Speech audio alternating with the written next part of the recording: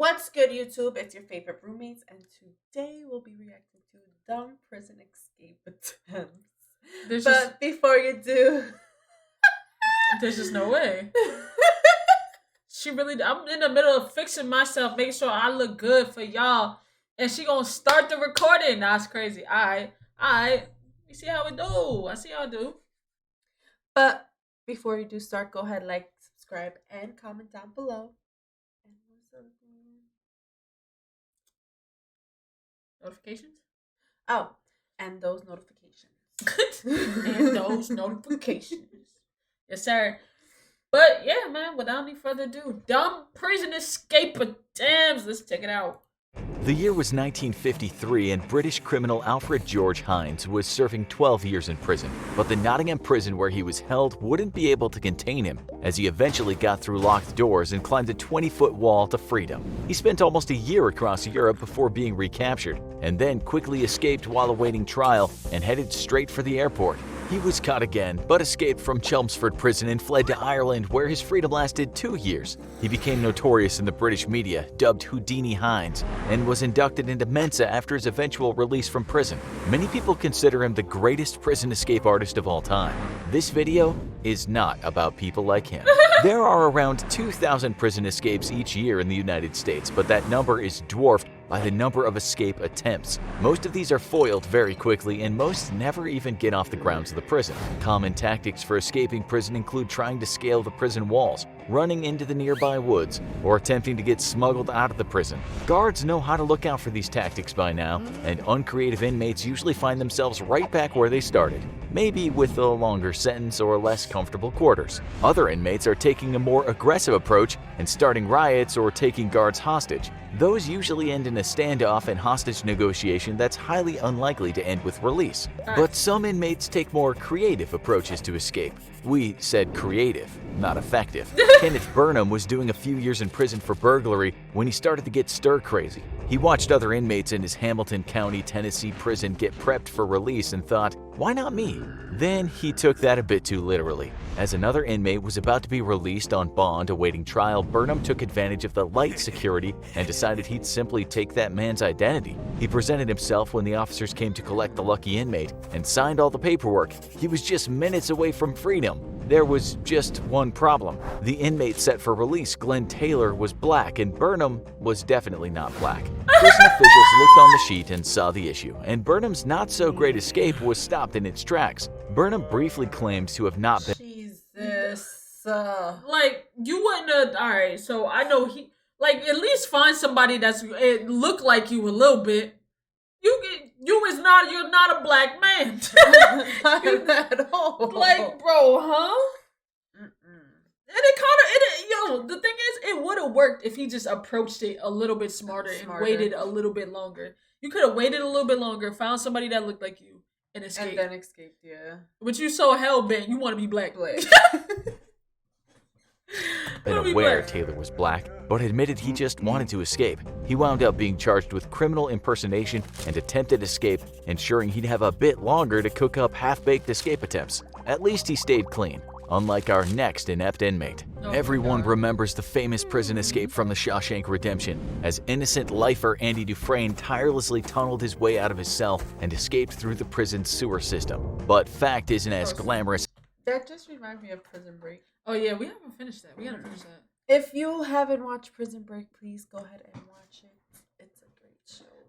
Yeah, it doesn't seem too bad. It doesn't seem too bad. I watched the whole thing already. I just don't watch TV like that. I be telling y'all this. Why my hat like crooked crazy? Just don't even listen. Just let me put my hat back on, please. Let me put my hat back on. Ugh. You can start the video. Says fiction, as one Brazilian inmate found out. He tunneled out of his cell into the sewer system too, but he wasn't all that well prepared. He decided to make his escape wearing only a pair of shorts. Not ideal wear for digging around through human waste to make your escape. At least the sewer's a clear shot to freedom, right? Wrong.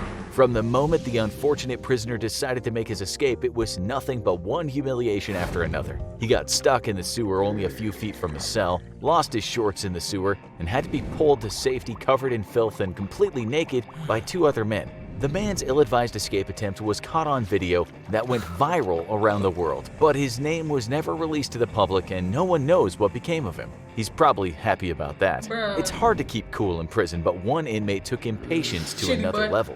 Andrew Wilson seemed to be a model prisoner, doing time for burglary, theft, and possession of controlled substances. He had to keep his nose clean in prison and was approaching his parole board hearing. All he had to do was stay calm and do his work detail. Wilson wasn't considered a high-risk inmate, so he was given a little more freedom, which one day he decided to take full advantage of. He stole a truck at the work camp he was serving at, drove off, and ditched the truck to run to freedom in the next town. He tried to stay ahead of the authorities, but it wasn't long before he was caught with drugs on his person. He was facing new charges of possession and escape from custody and would be extending his stay in Tennessee's Corrections Department. But he did get one piece of good news when he was back in custody. The parole department had approved his release only 24 hours after he escaped. Patience is a virtue, but not for Andrew Wilson. Making an escape from prison is hard enough.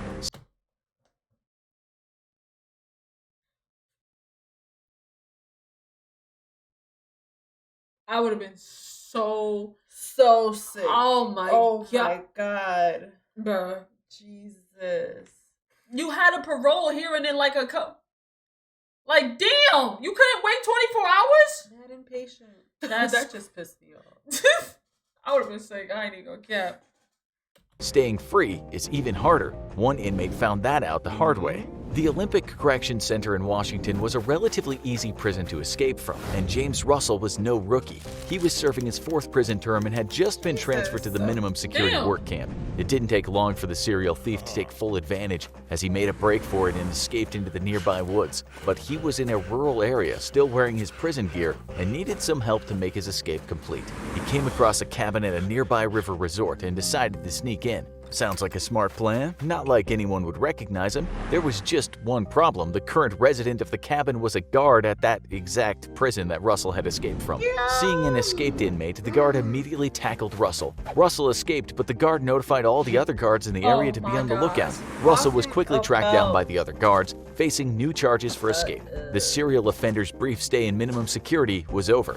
Most prison escapees are hardened criminals, right? Not quite. Christopher Boscacci had only arrived at Elmwood Correctional Facility a few days earlier, but he was quickly getting tired of prison life. It was time to get out of there, and he made a break for it. Boscacci was actually much better at escape than most inmates, and the guards were taken by surprise at just how fast he made it over the fences. But he wasn't prepared for just how many fences there were, and after leaving his shoe atop the barbed wire, he was eventually snagged before scaling the last fence. What terrible fate was Boscacci fleeing? The hardened criminal doing hard time was actually facing misdemeanor petty theft charges, and he was staying in a minimum security facility while awaiting arraignment. By making a break for it, he traded his relatively comfortable digs for a stay in maximum security and felony charges that would likely see him staying in the prison system for several years instead of a short stay in county jail or probation. Most prisoners who fail at their escapes just head right back to where they left, but some aren't so lucky. Prison escapes have been going on far longer than the modern prison system, and old-time prisons could be very tricky to escape.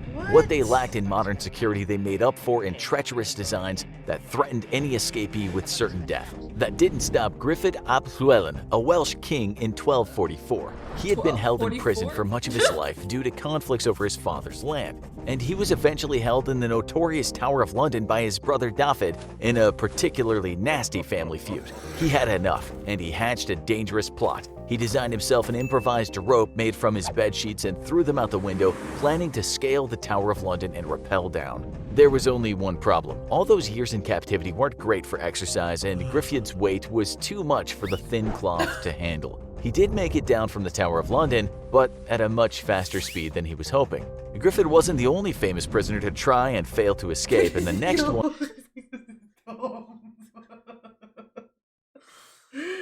No, there's no way. You should have known. Like, at this big weight was not holding this sheet. I'm sorry, like, bro, that is a 12 count sheet. That is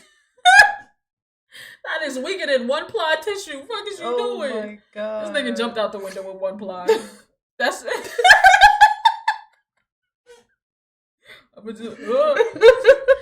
One shows that higher education is no guarantee of strategic smarts. Dr. Samuel Mudd might have simply been in the wrong place at the wrong time, treating the injured John Wilkes Booth after the assassination of Abraham Lincoln. But his participation in lying to authorities got him a life sentence in prison. He was imprisoned on the isolated Fort Jefferson, and prisoners had a bit more freedom there since they couldn't get off the grounds easily. Mudd befriended Henry Kelly, a teenager working on the transport steamer, and convinced the boy to smuggle him off the island. Mudd changed into professional-looking clothes, snuck into Kelly's ship, and tried to blend in. There was just one problem. He was probably the most famous convict in the country at the moment. He was soon identified by the fort's storekeeper, arrested, and sentenced to hard labor. Kelly also found himself in trouble for participating in the escape plot. But Mudd's story had a happier ending than most failed prison escapees. He was pardoned by President Andrew Johnson and headed home after only a few years. Getting help is a good way to get out of prison, but the partner in crime doesn't always work out. Michael Coleman and Lester Burns were tired of their stay in prison, and when the opportunity presented itself, they made their escape. They were on a long trip in a prison van along with other inmates when they had to make an emergency stop due to a prisoner's medical issue. When the guards were in the hospital with the sick inmate, the inmates were left in the van, and 5 of them watched in shock as Coleman and Burns jumped back into the van and drove it off. There was just one problem. Oklahoma inmate Joshua Silverman wanted no part of this, and when Coleman and Burns stopped the van briefly, he called 911 and let the authorities know exactly where they were. He knew the penalty for an escape attempt and wanted to play it safe, and soon the authorities were all over the area tracking down the inmates one by one. Crazy. Coleman and Burns were foiled because not everyone they drafted into their escape was on board. Some inmates go further than most to escape, and this next one... I didn't even know I would have just jumped. I would have jumped out and be like, you know what I'm saying, let them go on about their business. And then I'd be like, I'm here, they dropped me off. I said I didn't want to be a part of it. You know what I'm saying? Damn, I'm not about to foil anybody's plan. Nigga thought he was going to probably get a lesser sentence. If he did it, niggas about to beat your ass. I ain't gonna cap. They gonna beat his ass in jail. Even got his family involved. Claudino da Silva was a notorious drug trafficker in Brazil, and he was serving a sentence of more than 70 years when he hatched his escape plan. Damn. One of the few people who still visited him on the inside was his 19-year-old daughter, and when she arrived, he convinced her to help him. When the daughter left the prison after her visit, everyone noticed she looked a little different, and it didn't take long for the ruse to unravel. It was Claudino da Silva dressed up as his own daughter, and he was less than convincing. A tight pink t-shirt and a rubber mask that made him look like a cartoon character weren't fooling anyone. Making it worse, he had left his daughter behind to serve his sentence. He wound up back in prison, and his daughter found herself facing criminal charges for abetting an escape. One of Brazil's great criminal masterminds found his skills deserting him when it came to getting out of prison. Sometimes all it takes is... I love my mom. I'm not doing that bitch for you. No. You got me fucked up. I'm 19! Right? Oh, hell no. No, that's crazy. One error to make a great prison escape fall apart, as our last inmate found out. There was no escaping from the most notorious prison in American history, Alcatraz Island. It had one unique security feature, the raging waters off the coast, which made swimming to shore all but impossible. But that didn't stop inmates from trying, and all 14 escape attempts were foiled, except for 5 men who were never found. Only one man ever got to shore from Alcatraz Island. His name was John Paul Scott, and he would have been a legend if it wasn't for one major misstep. A bank robber doing 30 years, he was sent to Alcatraz in 1949 and served 13 years before making his move. He snuck out using a rope while on culinary duty and left his injured partner in crime behind. He swam all the way to Little Alcatraz, a nearby rock formation, making him the only person to survive the waters without being captured. There was only one problem. He was completely exhausted and collapsed on the rock where he was picked up soon after. Was it possible to escape from Alcatraz? Not for long. But for some crazy escapees that were actually successul, check out insane ways prisoners used peanut butter, cross-dressing, and fruit to escape prison. And for Hey, listen, I got asthma. I can't swim that shit. Fuck. Lock me up. Fuck. I'm not running. I'm not running. I am tired. Fuck. Oh, no. Nah, that's crazy. Insane ways prisoners use peanut butter, cross-dressing, and fruit to escape prison. That's crazy. Yo, that is crazy. And I'm sorry, but that was dumb. Nah, that was dead ass dumb as hell. So dumb. But before we go, man, alright, so look. Let me talk to you. Let me chat in. You know what I'm saying? Look at me. What do you see? A reactor with her roommates. We recording videos. It's getting late and we got to go. Before we do, this is what I need from you. Is to like the video 8 and then comment some stuff below.